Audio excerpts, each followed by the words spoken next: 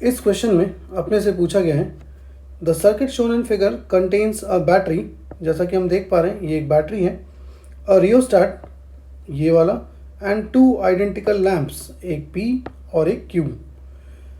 What will happen to the brightness of lamps if resistance of rheostat is increased?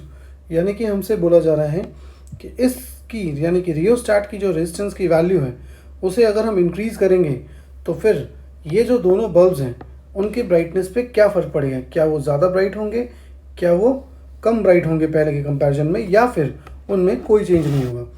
अब सबसे पहले इस question को सॉल्व करने के लिए जो अंडरलाइन कॉन्सेप्ट है उस पर हम थोड़ा सा जिक्र कर लेते हैं जल्दी से. तो अगर हमको ध्यान हो, जो ब्राइटनेस ऑफ बल्ब होता है वो प्रोपोर्शनल होता है बल्ब के पावर कंज्यूम के, एंड पावर कंज्यूम का फॉर्मूला होता है किसी भी रेजिस्टेंस से I² इंटू आर, या फिर V²/R, या फिर VI.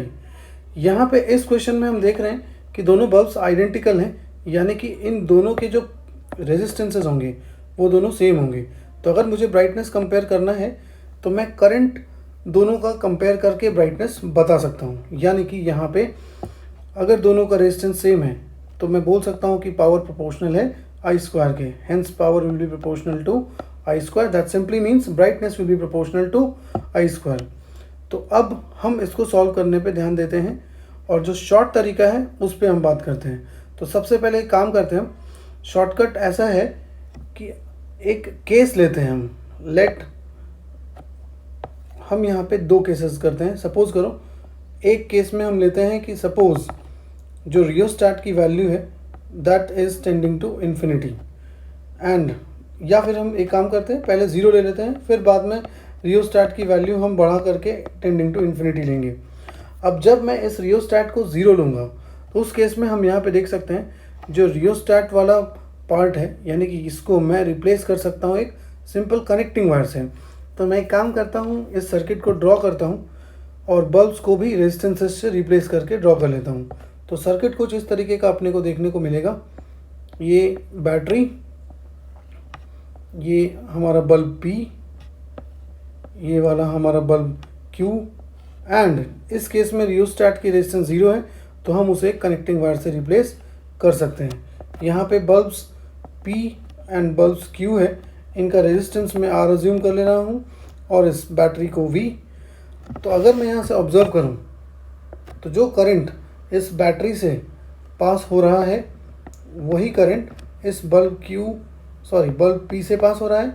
हम देख सकते हैं यहाँ से बल्ब P से सेम करंट पास हो रहा है, और सिंस यहाँ पे कनेक्टिंग वायर है दैट मीन्स ये रेजिस्टेंस शॉर्ट सर्किट हो चुका है.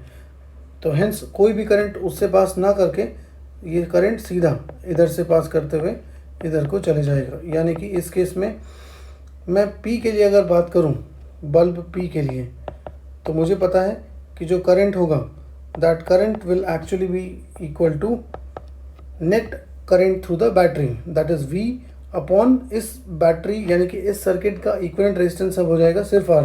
ऐसा क्यों? क्योंकि ये जो Q है ये शॉर्ट सर्किट हो चुका है, तो हेंस ऐसा हो जाएगा. और अगर मैं यहीं पे Q के लिए बात करूं, बल्ब Q के लिए, तो बल्ब Q के लिए जो करंट थ्रू Q हो जाएगा इस केस में क्या हो जाएगा? 0. अब हम इसी सर्किट को दोबारा ड्रॉ करते हैं रियोस्टैट की वैल्यू इन्फिनिटी अज्यूम करते हुए. तो अगर हम रियोस्टैट की वैल्यू इन्फिनिटी अज्यूम करेंगे तो इन्फाइनाइट रेजिस्टेंस, यानी कि जिस भी ब्रांच में इन्फाइनाइट रेजिस्टेंस होगा उससे करंट नेग्लिजिबल फ्लो होगा, यानी कि ऑलमोस्ट ना के बराबर फ्लो होगा. सो हम उस ब्रांच को यानी उस पर्टिकुलर रेजिस्टेंस को एक ब्रोकन वायर से रिप्लेस कर सकते हैं. तो हेंस इस केस में जब मैं सर्किट को दोबारा ड्रॉ करूँगा मैं उस रियोस्टैट को रिप्लेस कर दूंगा एक ब्रोकन वायर से. तो मैं सबसे पहले इसको ड्रॉ कर रहा हूँ बल्ब P, ये है हमारा बल्ब Q, और हमने इस रियोस्टैट को एक ब्रोकन वायर से रिप्लेस कर दिया है, जिससे कि हमें समझ में आ रहा है इससे कोई भी करंट पास नहीं करेगा, नो करंट विल पास. तो मैं यहाँ पे दिखा सकता हूँ कि ये हमारा V बैटरी, ये रेजिस्टेंस R, ये भी resistance R, because identical bulbs थे, और ये बल्ब P है और ये वाला बल्ब Q है.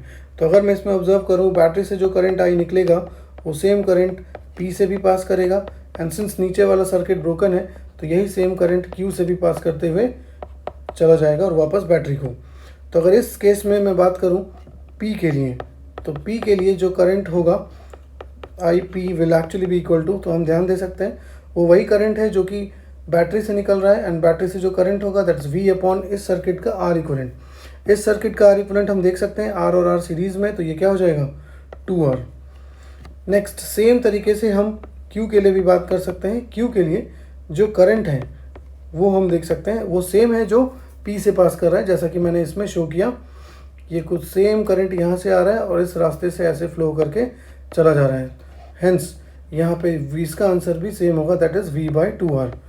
अब वक्त हम एनालाइज करने का इनका ब्राइटनेस के साथ क्या हुआ। तो अगर हम ध्यान से ऑब्जर्व करें P के लिए, अगर हम ऑब्जर्व करें P के लिए, तो P में पहले करंट क्या था V/R, बाद में P में करंट क्या है V/2R। यानी कि अगर मैं P के लिए लिखूं तो फॉर P, अगर हम ऑब्जर्व करें P के लिए तो करंट क्या हुआ है डिक्रीज़ हो गया है, इसलिए P के लिए ब्राइटनेस क्या होगा वो भी डिक्रीज़ हो जाएगा।